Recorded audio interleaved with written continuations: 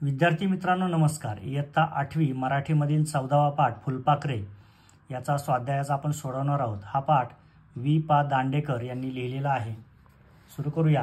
पहिला प्रश्न आहे, वैशिष्ट्ये लिहून तक्ता पूर्ण करा। या ठिकाणी फुलाचे नाव, देठ, पाने व फुले असे स्तंभ आहेत। फुलाचे नावामध्ये आपल्याला दोन फुलांची नावे दिलेली आहेत आणि या दोन फुलांचा देठ कसा असतो, पाने कसे असतात व फुले कशी असतात हे आपल्याला या तक्त्यामध्ये भरायचं आहे। तर पहिलं फूल आहे झेनिया। याचा जो देठ असतो तो राठ असतो। राठ म्हणजे कडक। पाने वृक्ष असतात। फुले ही बहुरंगी व बहुडंगी असतात, वेगवेगळ्या प्रकारचे असतात। आता पारिजातकाचा जो देठ असतो तो खडबडीत, खरखरीत व वृक्ष असतो। पाने सुद्धा खडबडीत, खरखरीत व वृक्ष असतात। फुले मात्र नाजूक, सुंदर व सुगंधी असतात। अशा पद्धतीने या दोन फुलांच्या संदर्भामध्ये देठ, पाने व फुले यांची माहिती आपण योग्य ठिकाणी भरून हा तक्ता पूर्ण केलेला आहे। पुढे दुसरा प्रश्न आहे, कारणे लिहा। यातील पहिलं विधान आहे, लेखक आनंदाने नाचणाऱ्या सृष्टीचा आनंद घेऊ शकत नव्हता। कारण, याचं कारण आपल्याला द्यायचं आहे। याचं कारण आहे, लेखक आनंदाने नाचणाऱ्या सृष्टीचा आनंद घेऊ शकत नव्हता कारण त्याच्या मनावर निराशेचे मळब आले होते। म्हणजे लेखकाचा जो मूड होता, लेखकाची जी मनोवृत्ती होती ती निराशेची होती आणि अशा वेळी साहजिकच आनंदाने नाचणाऱ्या सृष्टीचा आनंद लेखक घेऊ शकत नव्हता। दुसरं विधान आहे, लेखकाच्या मनावरचे मळब दूर झाले। कारण, आता लेखक जे नाराज होते ते त्यांची नाराजी किंवा त्यांच्या मनावरचं मळब दूर झालं, याचं कारण आपण लिहूया। लेखकाच्या मनावरचे मळब दूर झाले कारण लेखकाने भोवतालच्या सुंदर सृष्टीत चाललेले अप्रतिम जीवन नृत्य पाहिले। आजूबाजूची जी सृष्टी होती त्या सृष्टीकडे त्यांचं लक्ष गेलं, निसर्गाकडे त्यांचं लक्ष गेलं आणि तिथे जे अप्रतिम जीवन नृत्य होतं, त्या सृष्टीमध्ये जो जिवंतपणा होता तो लेखकाने बारकाईने पाहिला आणि त्यातून लेखकाच्या मनावरचं मळब दूर झालं। पुढे पाहूया। प्रश्न तिसरा आहे, योग्य जोड्या लावा। अ गट आहे सृष्टी, राठ, दांडा, नाजूकपणा आणि बहुडंगी आणि आपल्याला जोड्या लावायच्या आहेत। तर सृष्टी ही सुफल असते, त्यामुळे ही सुफल जोडी त्याला लागलेली आहे। राठ दांडा झेनिया फुलाचा असतो। नाजूकपणा पारिजातकामध्ये असतो आणि बहुडंगी फुलपाखरे असतात। अशा पद्धतीने आपण योग्य जोडी त्या त्या शब्दापुढे लावलेली आहे। पुढे प्रश्न चौथा आहे, पाठाच्या आधारे तुलना करा। फुलपाखरांचे जीवन आणि मानवी जीवन। आता फुलपाखरांचं एक जीवन असतं आणि मानवाचं सुद्धा एक जीवन असतं। तर या दोन जीवनांमध्ये काय फरक असतो, आपल्याला इथे तुलना करायची आहे। तर पाहूया। पहिला मुद्दा असा असतो की फुलपाखरांचे जीवन काही दिवसांचे असते। फुलपाखरांचं जीवन हे खूप वर्ष वगैरे चालत नाही, काही दिवसांचं असतं। माणसाचे आयुष्य तुलनेने खूप मोठे असते। जर आपण फुलपाखराच्या जीवनाशी मानवी जीवनाची तुलना केली तर माणसाचं जीवन हे बरंच मोठं ठरेल। त्यामुळे पहिला मुद्दा जीवनकालाच्या संदर्भात आपण तुलनेचा घेतलेला आहे। दुसरा मुद्दा पाहूया। फुलपाखराला आयुष्याविषयी खूप आस्था असते, माणसाला त्या मानाने कमी असते। फुलपाखरू सतत इकडे तिकडे बागडत असतं। त्यावरून लेखकाने असा मुद्दा मांडलेला आहे की फुलपाखराची आयुष्याविषयीची आस्था त्याच्यातून दिसते। माणूस मात्र त्या मानाने खूप आनंदी सतत जगतो असं काही नाही, त्यामुळे माणसाला त्या मानाने कमी आस्था असते असं आपण म्हणू शकतो। फुलपाखरांना आनंदाने जगता येते, माणूस फुलपाखरा इतका आनंदाने जगत नाही। हा एक मुद्दा तुलनेचा ठरू शकतो।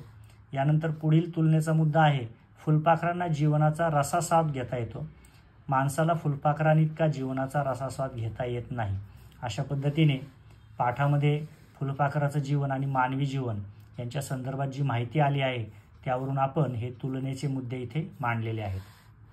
पुढे प्रश्न पाचवा आहे, पाठाच्या आधारे तुमच्या शब्दात लिहा। या पाठातून लेखकाने दिलेला संदेश। तर या पाठामधून लेखकाने काय संदेश दिलेला आहे, आपल्याला काय आकलन झालं आहे ते इथे मांडायचं आहे। तर या पाठातून लेखकाने आनंदी जीवन जगण्याचा मंत्रच सांगितला आहे।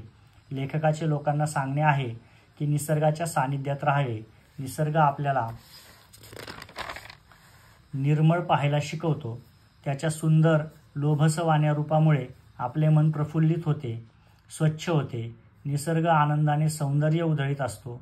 निसर्गाच्या या सहवासामुळे आपले मन आशादायी बनते। आपले मन आनंदी असले तर आपण सगळीकडे सकारात्मक दृष्टीने बघू लागतो। अशा वेळी जे जे चांगले तिकडेच आपले मन झेपावते। आपल्या बुद्धीचा उपयोग आपण चांगले शोधण्यासाठी केला पाहिजे। फुलपाखरासारखे जगायला शिकले पाहिजे असा संदेश लेखक आपल्याला देतो। आता या उत्तरामध्ये आणखी काही मुद्दे तुम्ही ॲड करू शकता, परंतु एकंदर निसर्गाकडे पाहून आपण आनंदी जगलं पाहिजे, अशा तऱ्हेने लेखकाने आपल्याला इथे संदेश दिलेला आहे. पुढे निसर्गातील घटक मानवी जीवन आनंदी करतात. निसर्गातील जे घटक आहेत ते माणसाचं जीवन आनंदी करतात, हे आता आपल्याला इथे स्पष्ट करायचं आहे. निसर्गातील घटक निर्मळ मनाने वावरत असतात, म्हणून फुले फुलतात ती आनंदाने, डुलतात ती आनंदाने, फुलपाखरे आनंदाने नाचतात, बागडतात. त्यांच्या या दर्शनाने आपल्या मनातील दुःखाचे, कष्टाचे, अपयशाचे विचार दूर होतात, निराशा नष्ट होते, आपण सुद्धा आनंदाने डोलू लागतो. निसर्ग आपल्याला तसा विचार करायला लावतो. लेखकाच्या बाबतीतही तसेच घडले. प्रथम तो निराशेत बुडालेला होता, मनावर मळप दाटले होते. त्याने फुले, फुलपाखरे नाचताना पाहिली. फक्त काही दिवस आयुष्य असलेली ही फुलपाखरे इतकी आनंदाने जगू शकतात, तर मग आपण का नाही, असा प्रश्न त्याच्या मनात आला. एक प्रकारे फुलपाखरेच लेखकाला हा धडा शिकवतात. संकटे कायमची नसतात, आनंदमय जीवन हेच कायमचे असते, हे लेखकाला कळून चुकते. पुढे प्रश्न 6वा आहे, जशी दृष्टी तशी सृष्टी या वचनातील विचार स्पष्ट करा. इथे एक वचन दिलेलं आहे आपल्याला, जशी दृष्टी तशी सृष्टी. आता याच्यामध्ये काय विचार मांडलेला आहे तो आपल्याला इथे स्पष्ट करायचा आहे. जशी दृष्टी तशी सृष्टी अशी म्हण आहे. माणसाच्या मनात जसा विचार असतो तसेच त्याला जग दिसते. जो चोर असतो त्याला चोरी करण्याचेच मार्ग दिसतात. तो लोकांना मदत करण्याचा, त्यांच्या अडचणी दूर करण्याचा विचार सुद्धा करू शकत नाही. संशयी वृत्तीच्या माणसाला दुसरीकडे कोणीही हसले तरी ते आपल्यालाच हसले असे वाटत राहते. स्वतःच्या शेताला बांध घालताना स्वार्थी माणूस हळूच आपला बांध दुसऱ्याच्या शेतात सरकवतो. त्याच्या मनात दुसऱ्याची जमीन बळकावण्याचा विचार असतो.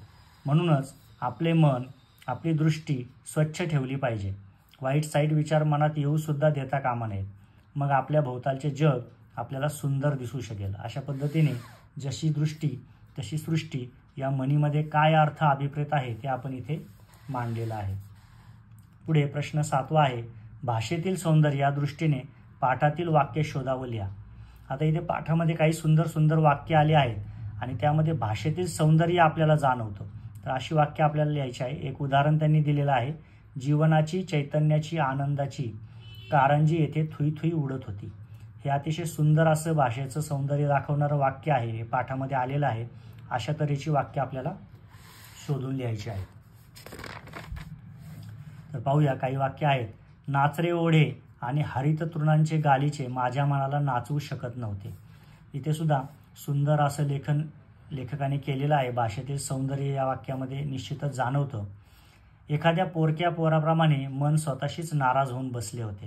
हे वाक्य सुद्धा भाषेतील सौंदर्य अतिशय सुंदरपणे मांडतंय.